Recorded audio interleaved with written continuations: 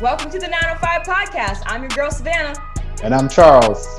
Our first guest is Raptors 905 GM Chad Sanders. Let's welcome Chad to the show. Chad, you have had a tremendous basketball journey from Kentucky to Dominican and now to the Raptors 905. Did you ever think the game of basketball would take you so far? No, I didn't. I think it's safe to say not many kids from small town Kentucky have moved outside the United States for a 10-year span. I think this is the longest I've been in the States, actually, since back in about 2010, 2011. So it's been a nice experience getting back home, but I do miss Toronto. Chad, tell me something. We have obviously known each other a while, and you always have the flyest jackets. Now, you moved to Toronto, you in some warm weather places. Tell us about the move from Toronto and take us a little bit about, through your journey, from Kentucky to the Dominican and then to the Raptors. Yeah, so started in Kentucky as a student manager. I ended up going to Kentucky knowing I'd have the opportunity to interview to become a student manager. I think I realized that playing wasn't going to be my career. And so it'd be better start, working with the basketball program to get my career started. And so ended up at Kentucky, started under Coach Tubby Smith, Hall of Fame head coach. In his last season at Kentucky, went through 2 years with Billy Gillespie, and then finished with head coach John Calipari as a graduate assistant. Amazing experience getting to go through 3 different coaches, different coaching styles, personalities, all of the above. And then John Calipari was hired to coach the Dominican national team.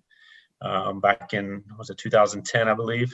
Carl Towns was coming up through that program as a 16-year-old, young rising Dominican star. And he offered me to come and help run his operation that summer. And it was a 3-month gig in which I was, in return, offered a contract to come down to the Dominican Republic and run their national team program, as well as a pro basketball team there. Took the offer, went down on a 1-year contract and stayed 6 years, and fell in love with the country, fell in love with the culture, the people, the food, all of the above. And ultimately it was a connection to Bobby Webster that was built while I was there in the Dominican national team. We had hired Kenny Atkinson to be our head coach, who on that staff was Andy Birdsong, now assistant general manager with the Brooklyn Nets, who connected me to Bobby Webster. And it's all about relationships and who you meet through your journey. And the Raptors 905 position became open when Shelby Weaver took the player development role with the Toronto Raptors, and that's how it all got started. Chad, you're being humble. You're so humble right now because, I did my research on you. I know that you jumped from when you got to the Dominican Republic and started with their national team program. You were in the basketball operations. You wanted to copy the system from Kentucky over to that national program. And then you got promoted, I think in a year, to general manager, just casually, of the entire program. And then you kind of did the same thing with the 905. You started with operations manager and then sure enough got promoted somewhere within a year to being the GM of the 905. What's the reason for this all success? The success seems to follow you around. Please explain. Dan Tolson was in charge, but it was a blessing to be a part of, his staff and get to learn under him in my first year. But I think I've been blessed to work under excellent leaders. And I think that is why the opportunity has come. Calipari gave me a chance to help run his operation that first year, only after working for him for 1 year. And it was an excellent opportunity where, he trusted me to come down there and help run the show for him when we were in Argentina and Brazil, and then over to Las Vegas to play Team USA. It was an excellent opportunity. So same thing happened in the Dominican Republic. Eduardo Nahri and Jose Miguel Benetti were 2 very large businessmen in the Dominican Republic, run enormous companies, and sports is their hobby. And they brought me in to kind of run their basketball side of things, and came down there, just a year to try it out. And they trusted me to continue running with the show. And then same thing with the Raptors. You hear it from Masai to Bobby to Dan to Teresa, like the entire front office organization. They enable people to learn and to grow. And Dan told me after 1 year, that this is your opportunity to grow. And, what better way to do it than be thrown into the fire and see what you got and everything else like that. So amazing opportunity. I'm forever grateful. I was so happy to join the Toronto Raptors because I'd followed the organization in the front office, and now to be a part of it, it's a blessing.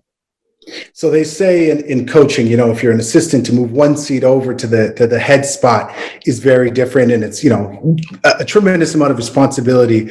You moving to the GM role, what was the sort of the biggest takeaway, the biggest learning curve for you? Yeah, I think just from the GM side is the relationships with players and agents, and dealing with those, and being upfront and honest about the situations they're coming into, and I think that's one major thing, and then the other is just it's a kind of a different perspective dealing with the coaching staff and the rest of the staff. Developing the relationships and trying to motivating everyone to work together for this product that we're putting on the court. So it's a lot of relationships, it's a lot of communication, and it's a lot of empowering everyone around you to do their jobs. Now we're facing a season like no other ahead of us. It's condensed and it is in a bubble in the middle of a global pandemic. What are your expectations for the 905 this year? Yeah, it's a really different season. That's kind of one of the beauties of the GLeague is you never know what's going to get thrown your way. Charles, you got to experience that. You have players coming up, coming down. Experience. Rules. Just everything changes on a fly, and so this is just another perfect example of that. We do have a short, compacted season. We have 15 games, but we had a chance to develop our own players. Jalen Harris down now. Sooner or later we can get some assignments down and get them some valuable game experience. Then also we have our training camp guys that are here and just some returning guys. And our goal is to continue to mold and develop these guys and help them reach their dreams. Unfortunately, we don't have the full 50-game season as we typically do. But I think in this amount of time and the climate that we're in with the NBA and players and teams needing bodies, that we're going to see some call-ups soon, and so we hope to be responsible for helping get guys back to the top. Chad, take us into the process of building a team, because how much criticism goes into the end result, and GMs bear the brunt, just like coaches bear the brunt. But what's the actual process? Like, I don't think people understand that. I think there's like, hey, we want this guy, go get him. And it's that simple. How do you go about building your team? Yeah, it's definitely, and this is another year again, where it's a different scenario building a roster where we had no idea what to expect. We were waiting on rules from the GLeague, week by week on the different parameters that we would have to follow. And so it was really a delicate experience in which there's constant communication with our front office group and building the roster and how we were planning to attack this roster.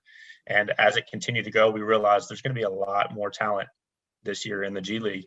Let's not rush into it. Let's not make decisions too quick. Let's not guarantee anything because some big names are going to become available. And I think, we start with our two-way players from the Toronto Raptors. And so, that came from the Raptors training camp. And then we have the next four, which would be our Exhibit 10s from Raptors training camp.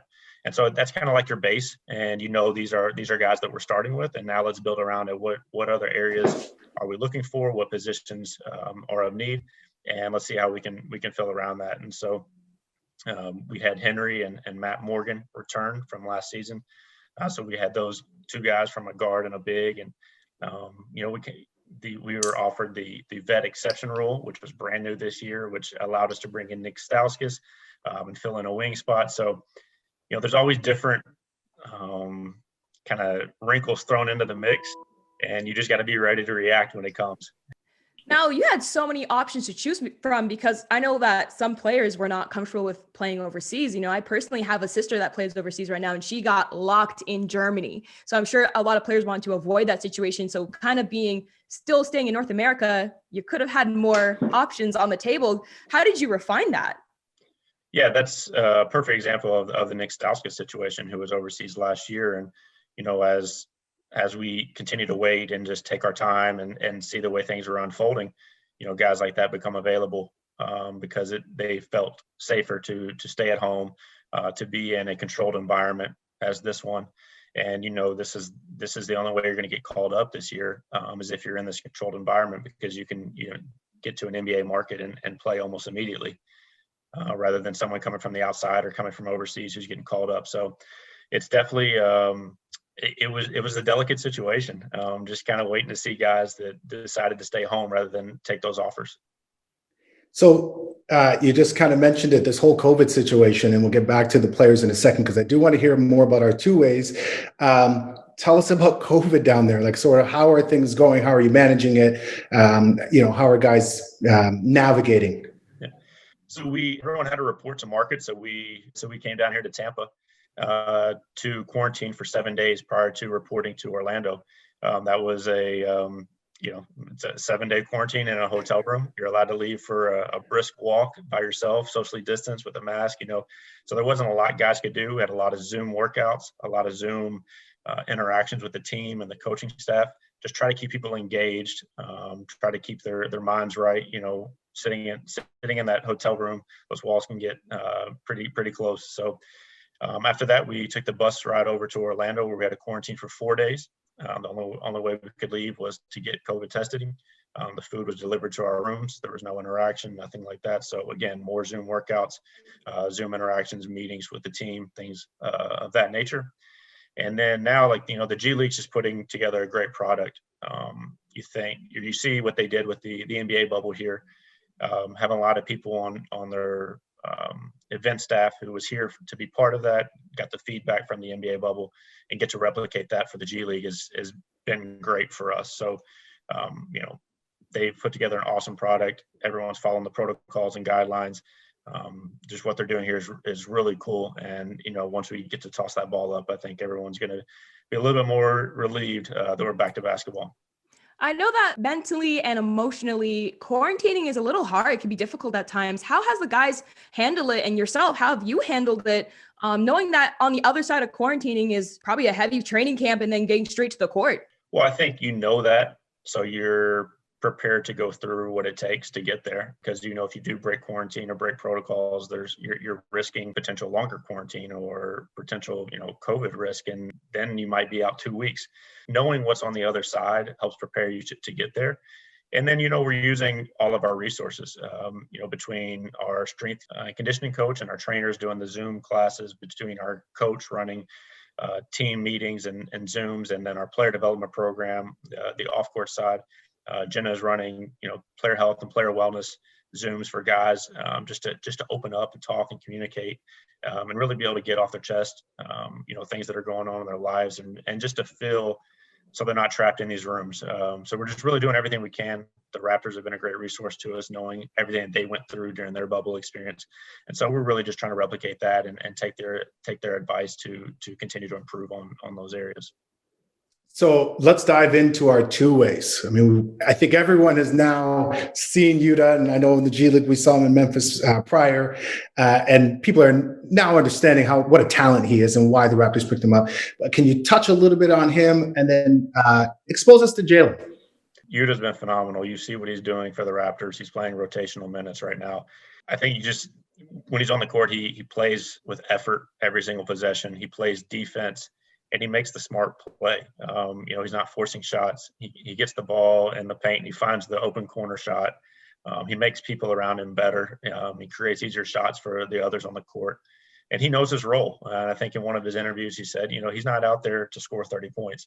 He's out there for a role, and he's bought into that. So that's what we look for in a lot of our guys, and finding guys who want to buy into the program and into the process, and he's bought in. And so couldn't be happier for him. We would love to have him here, clearly in the bubble, but I think he's doing bigger and better things right now in Tampa. And so, we're going to support him while he's there. Jalen, a great athlete, really good athlete, scorer, can do a lot both on and off the ball. We're really excited for his scoring abilities, but I think he's shown some spurts of what he can do defensively with his athleticism and his quickness. So really trying to bring that out of him and turn him into a true two-way guard. And it's going to be a good experience for him because he hasn't got the reps necessarily with the Raptors that Yuta's gotten. So he's about to get those and getting to play in some meaningful games, have a lot of weight on your back in these games, and getting to try to lead this team. It's going to be a good opportunity for him. Now, you've been asked this a lot, and I've heard it in scrums. We got to talk about Ignite. It's been a kind of a hype team of the bubble. How does playing Ignite, especially so early in the season, benefit the exposures and opportunities for the Raptors 905? Yeah, I think it's great. Going into before the bubble situation, we're trying to figure out, we got to get Ignite to Mississauga. Like, we got to do this. This is a big game. How do we make this happen? And so now that we're here in the bubble and to play Ignite, guys are excited because, eyes are going to be on Team Ignite. You got potentially, 5 draft picks, a couple first round draft picks out there. So, there's going to be a lot of eyes on these teams. And so this is your chance to kind of let these eyes know that, of the bodies that are available right now, if their teams need a call up. So definitely some motivation there. And that's why the Team Ignite's put together some veterans with those guys to help them, get through the season, because they're playing some good competition. They're playing grown men, and they kind of have a target on their back in a sense. And so, these kids are professionals, and it's really going to be exciting to see them play against each other. And so, listen, you have a team that you're building, you put everything in, you've done your homework. At the end of the day, most of these guys, I think it's fair to say, are trying to get to the league, right? They're trying to get to the NBA. They're trying to play, trying to do what they can do, show what they can do up there. From a GM perspective, how do you balance that? In terms of, I know you talked about being honest with them in your recruitment process. But how do you manage that? Guys wanting to move on and not always necessarily be in that place at the G League level. Yeah, that's a difficult part of the job, especially this year. I think we were talking the other day. I believe every person on our roster was in an NBA training camp, either this season or this past season. And I can't think of a previous time where that's happened. And so it shows how close guys truly are to making an NBA roster. And now we got 10 of them, and plus the two ways. So that's going to be out there, and we are doing our best to deal with those situations. Guys got to earn their opportunity. We don't, part of the 905, we don't promise starting spots. We don't promise 35 minutes a game. It's on you to come out and compete. And earn your time on the court. And I think guys realize that there is a lot of competition out there this season. No matter what team you're on, there's competition to play. There's assignment guys coming down, high level guys coming down to play the two ways. It's going to be a very talented bubble. So they gotta earn their way out there, and it's kind of the responsibility. Did that make it harder or easier building that team? It definitely makes it harder because you're trying to bring in, talent to build this team, but you got to bring in some role players at the same time and guys that fit well with each other. So I think we have a great group of guys. They are truly meshing together really well, both on and off the court. And, just watching them interact and get along both in practice. You've got the guys who are leading, the veterans who are leading the young guys, taking them under their wing. And they know, this is someone who could potentially take your playing time away, yet they're still guiding them and they're still wanting them to learn and do better. So I'm really happy with the way our group turned out as far as that aspect goes, because it's a really good group of guys. How would you say they compare to previous rosters in the past? Well, like I mentioned, when you have 10 guys who've been in training camps in the past 2 seasons, it's definitely a talented roster. But you look across the G League itself, and as a whole, it's a much talented. I'd say the rosters are much more talented than they've ever been in the past.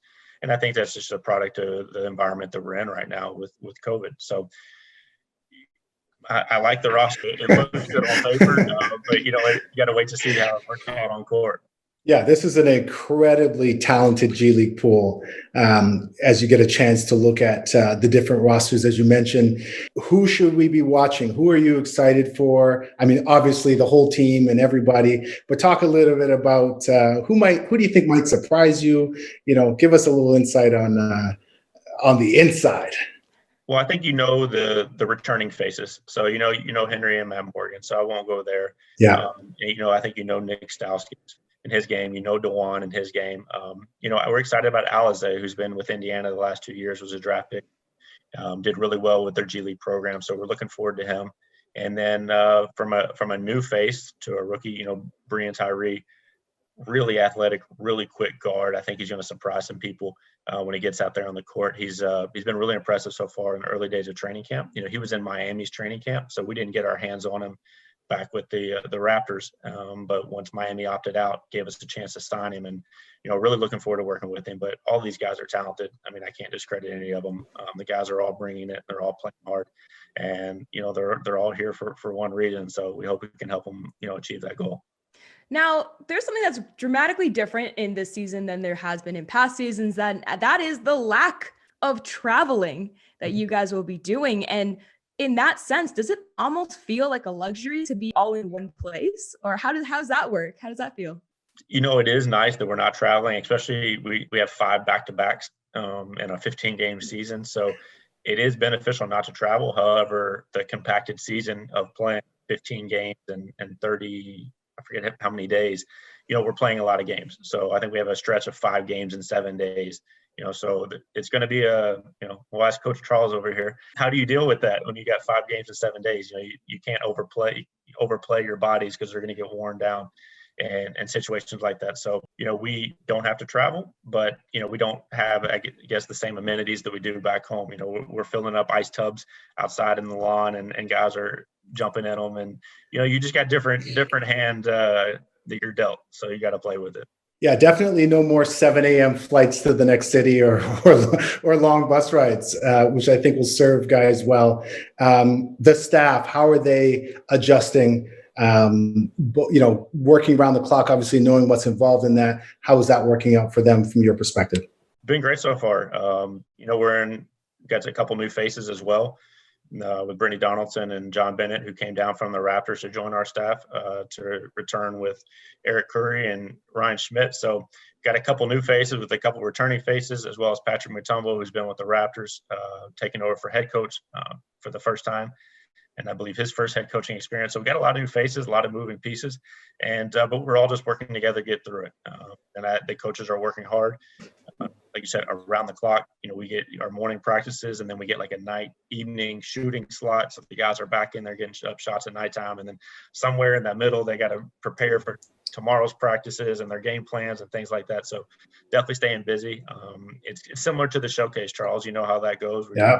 Once the games get started, they're also going to be scouting games and going to attend other games and a lot of film and video because we got 4 assistants and you're going to have a lot of scouts coming up because every team we're playing just once. You're not playing teams twice or 3 times. So you don't get to reuse that scout. They have to create a new scout for every opponent that we play. So the coaches have their hands full, but they're doing a great job. And then we also have Arslan back in Mississauga helping out in the video and staying really involved with our schedule and coordinating everything that's going on and kind of being the backbone to our coaching staff from Toronto. So he's been great. Head coach Patrick Mutombo, you mentioned it. He's new. This is his first time head coaching. What do you feel like he's going to bring to the table this season? Well, first, he's brought camaraderie. Jamma did the same thing, but he's really bringing these guys together. And I think going through an experience like this, something they've never been through, something where they're away from home, locked in a hotel room in a bubble, he's really making guys comfortable with each other and comfortable with, our team and everyone together, just kind of turning it into a brotherhood. So guys are really buying into what he's doing and what he's preaching. And, we are too. I think the staff and the coaches and everyone, it really, we're all here for a purpose. And so we all want the same thing. And so when you're all fighting for a bigger purpose, I think it really gets everyone to buy into it. And then just talking about, winning, the Raptors 905 has always prided itself on a winning program. And I think you look around the league and players who are called up come from winning programs. I believe 2/3 of call-ups last season were all from the top tier teams. And, so that's where you want to be. Guys are looking for players to come and fill roles for their team, and they need winners. That's what they want, someone to buy into a role. It's not someone to come in and score 30 a game. It's someone's going to come in and help put their team hopefully over the top. It's such a fine balance to balance your own team success and where you want to finish in the bubble, but then also balance the development of players and where, get the end of the day, like get them on full-time rosters, get them up there. Where do you prioritize more? No, we prioritize development. You want guys to, our goal here is to create future Toronto Raptors. Now, if they get called up by someone else, of course, we're so happy for it because we want to help these guys achieve their dreams. But what we take pride in is you look at the Raptors roster right now and how many guys have 905 experience. And so we want to continue to find the next Chris Boucher, the next guy who's coming up the line to go earn minutes and contribute with Toronto. So I think that's what's huge, and that's one way, we see success and measure our success, and it helps us recruit guys for the future. When you want to recruit guys to come into your training camp and be part of your 905 program, it's what have you done prior to those guys arriving that matters. And so when guys are put in the league and put on the Toronto Raptors roster, that helps us sell the program. So I got a question, a little bit about your journey. I teach a college class, a sports management class. The kids always ask, how do I become a GM? How do I become a head coach? How do you, and I know the answer because there is no path, but what would you tell people who want to be in your shoes about becoming a GM or working in pro sport? Man, that's tough because it's such a competitive industry, and you really have to just develop relationships. And the hardest part is getting in the door. When I speak with the groups, and we bring a lot of the kids to Mississauga to talk to us and kind of do our career days and things like that. And it doesn't matter what it is, just get your feet in the door. So if you got to go wash laundry, I started out as what, looking at Rupp Arena games. I was the one mopping the games when the guys fell on the court. So, that was my job, and doing laundry and doing things like that. So the hardest part is getting your foot in the door. Once you do that, you can impress those that are above you, and they'll see the ones that have the potential, and then they'll continue to move you up. So hardest part is getting in the door, try to find that volunteer job, work those late hours, early mornings, the jobs that no one else wants. You got to go in and do them, and you got to check your ego, and it's for the long haul, it's for the future, and you got to be willing to do that. And so I was very fortunate enough to land that opportunity in Kentucky, mopping floors and doing laundry, and I'll forever be grateful for that. I love the attitude. I'm forever grateful to mop floors. I'm going to keep that in mind for myself. You can come over anytime, Chad. My condo's not that big. It won't take that long. I don't mind in front of you guys, but in front of 24,000 people, your face gets red the first couple times you go out there, and finally, you start buying into what you're doing. But the first couple times out there, I was like, I didn't want anybody to see me, paying attention on TV and in the stands.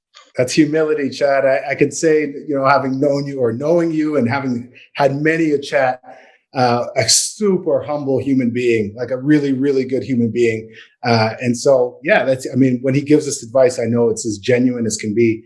Chad, I have a question. I have one more question. Well, I have many questions for you, but I have another one. Of all the 3 spots that you've been in, 3 major spots, what's your favorite? Tough question. First one, go. Man. My dream was always to work in the NBA. So right now, being with the Raptors 905's my favorite spot.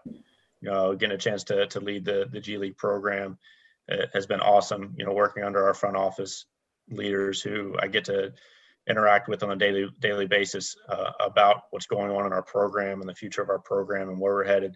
This is an amazing experience being a part of, their scouting team and preparation for, drafts and things like that. And, in a normal year, hit the road and going to all the college games and just seeing the future talent that's coming up.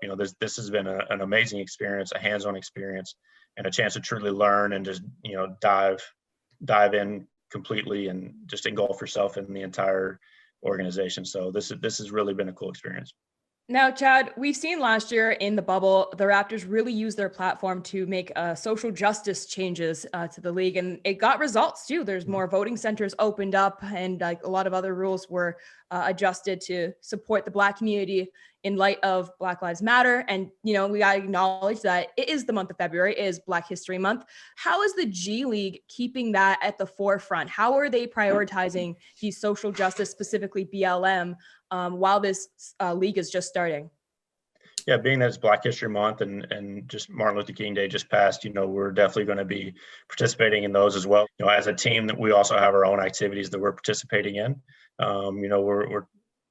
We've got some things coming up that our players don't know about yet, so I don't want to spill too much. We have a movie viewing coming up with Kevin Durant's film,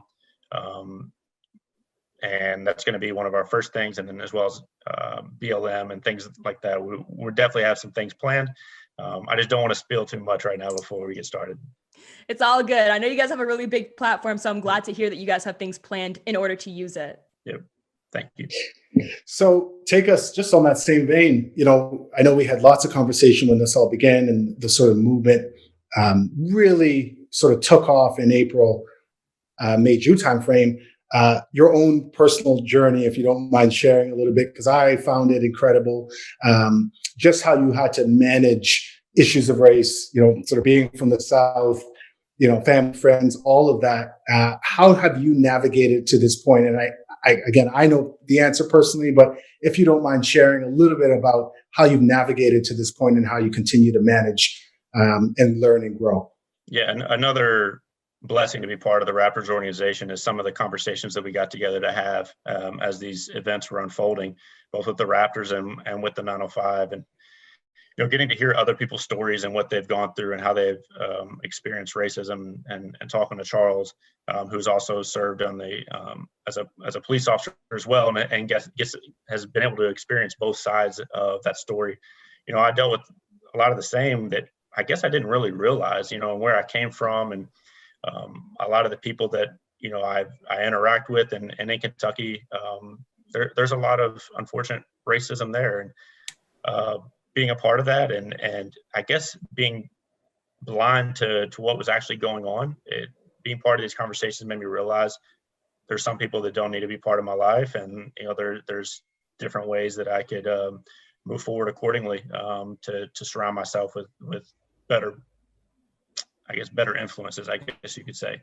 And it was just really difficult, because you until this came about and we started having these difficult conversations, there's just some things that you don't know that are actually going on around you until you open your eyes and see it. And so it was tough. It was really tough, and it hits close to home sometimes. And those are the hardest ones to accept, I think.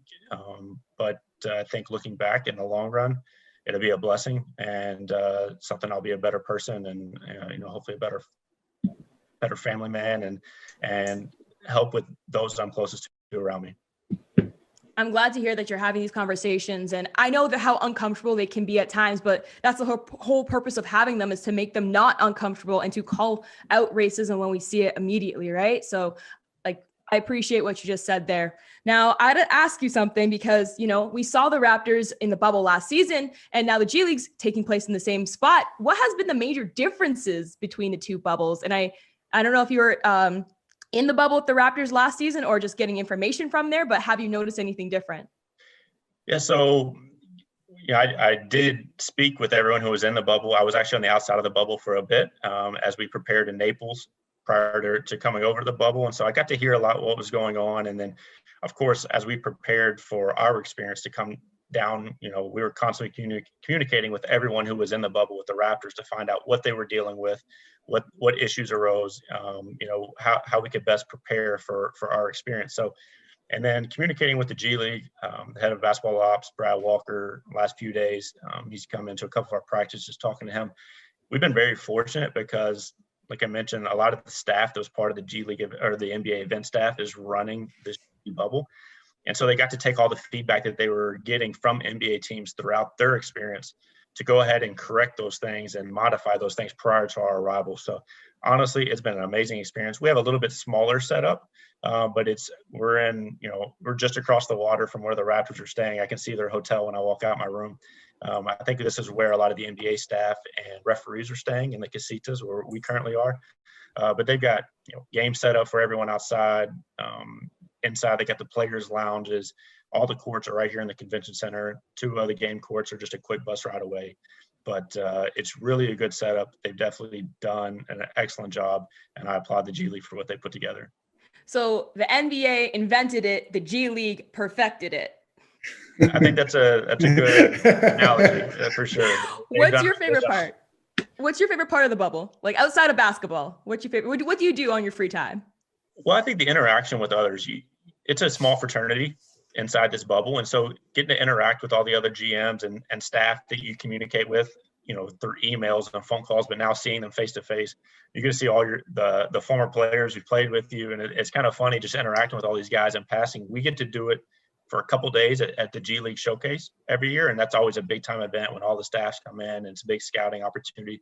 And that's what this feels like, just on a expanded scale, doing it for 6 weeks rather than for a week. But it's really cool, just the interaction with all the different teams, all the players you see kind of interacting and talking to each other, and all the friendships that have been made from previously playing together and other teams they played for. So I do think the camaraderie is big.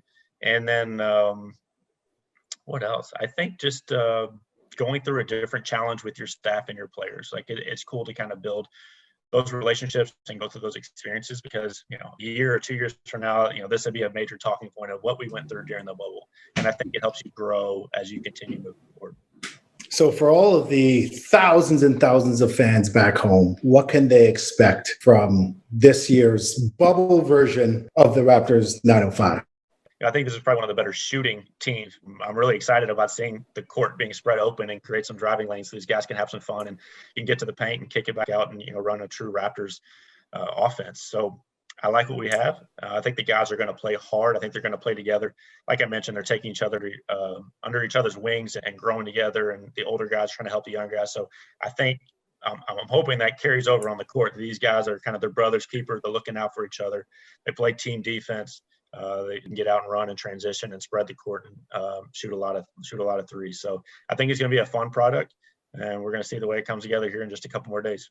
Now, Chad, we could keep you here forever and talk to you this entire I'm free. day. You let me know. What are you most looking forward to for this season then? I think just seeing our new staff and, work together with new players. It was the same situation 2 years ago with Jamma and Charles and everyone coming in. It's really a good experience getting to bring that new group together and watch them develop at the same time. So, of course, we care about our players developing, but it's really fun to see our coaches develop. And, Ryan and Eric, who have experience being kind of a front bench assistant. Now we get Brittany and John Bennett, who have been with the Raptor staff, but now they get to come down and they get that front bench experience at the same time. So it's really cool to kind of watch people transition and take on their new roles and watch them, grow and develop. And same with Patrick, just from all the talks when he first got the head coaching job to where he is now, you just see him growing and growing and growing. And so it's really cool to watch everyone do that and develop in their own, experiences and their own talents. Okay, I got a fun question for you. One thing you took with you from home. What's the one thing you left your apartment and I got to bring this into the bubble? What is that thing? Got to have it. What's crazy is I left in March when the pandemic hit to go home to see my family, and I left with 2 carry-on bags, and I have not been back. So to say that I brought a lot was not. I have a couple nice jackets with me that I packed. But other than that, I really didn't have much with me. I've got a picture of my family and a picture of my girlfriend in my room, and I think that's probably what's most important to me, is have my family, and her close to me. So that's probably it. Amazing. That's awesome. Final thoughts, Captain GM. Final thoughts. Go ahead. Final thoughts. Thank you guys for having me. This has been awesome. I can say this is my first podcast. Really looking forward to it. When they told me about it, I thought this was great.